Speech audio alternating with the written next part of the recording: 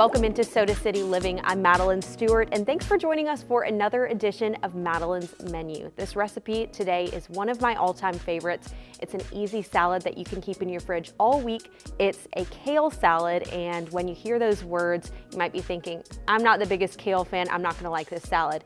That was me when I first saw this at my favorite fast food franchise. It's actually offered there, and I ended up loving it so much that I went home and made it for myself. So today you're going to need kale, and I've got two different kinds here. You can just use the regular curly kale that you can find at any grocery store, or you can mix it with dino kale. If you've heard of that before, it's darker and more of a flat leaf. It's much more tender and easy to work with than regular kale.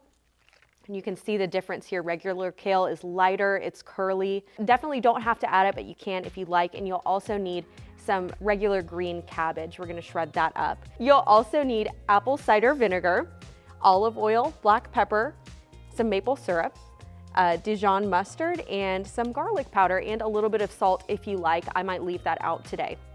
So how you start is you wash all of your ingredients really well. So the dino kale and the curly kale, I've already washed, and we're gonna remove the stems, and that's gonna take out quite a bit of the bitterness that you think of when you think of kale.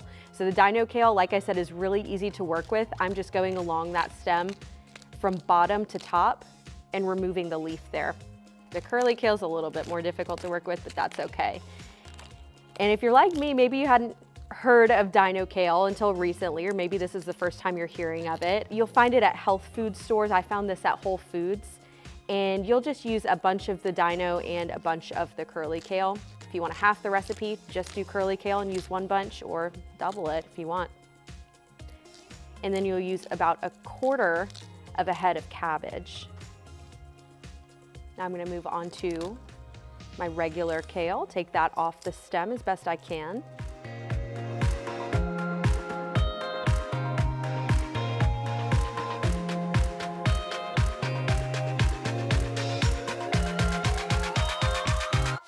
Now we've got all of the kale stripped from the stem. We're just gonna chop it up pretty finely.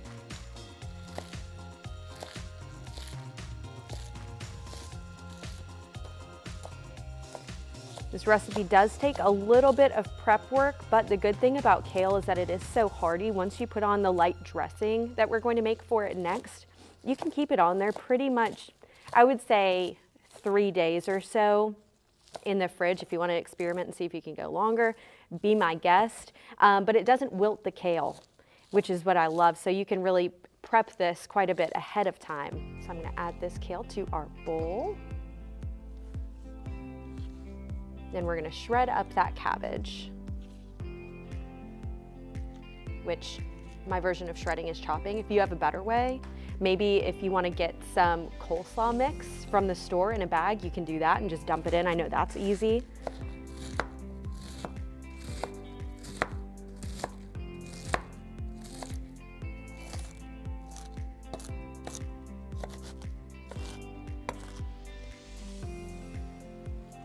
I think this bowl is just barely big enough for what we have in it.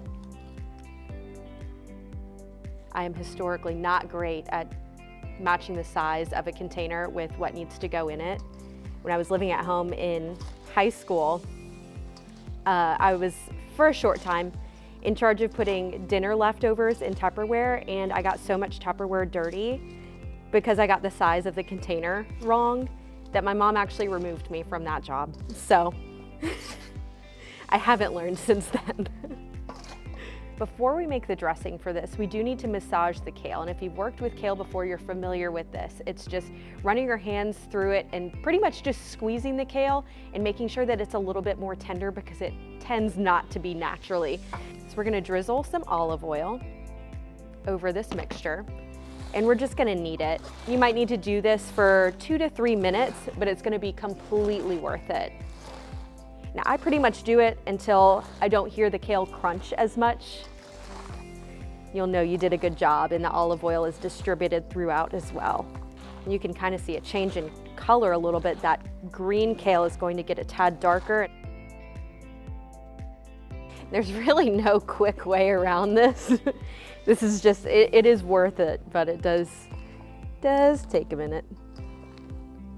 Now it's time to make the dressing. This is really simple and it makes the salad a little bit sweeter, but it's got some acidity in it too. So we're gonna start with our olive oil. We're gonna do about 1/3 of a cup. We can add more later if we need to. We'll do about 3 tablespoons of apple cider vinegar. As you can see, I kind of like to eyeball things. I'll taste it later and make sure it's good. About 2 tablespoons of maple syrup, 2 tablespoons of Dijon mustard, some cracked black pepper, and some garlic powder. If you like, you can add some salt. I recommend pink Himalayan salt. It's got some nutrients in there. Just a dash of that. I'm not really a salt person.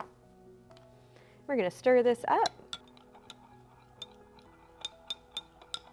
If you have a hand emulsifier or a jar that you can shake this up in, that works really well. I'm gonna drizzle this dressing on top and then we'll mix it in.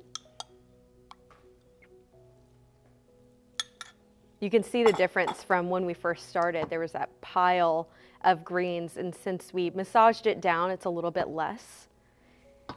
And another good thing about this recipe is you do have options here. So for an extra crunch today, I'm going to add some slivered almonds, and if you want to toast those, you can also add some chopped up apples or blueberries. That'll add a really nice touch to it. I'm not gonna toast my almonds today. I don't have time and I'm lazy. So we're just gonna add some, add a lot.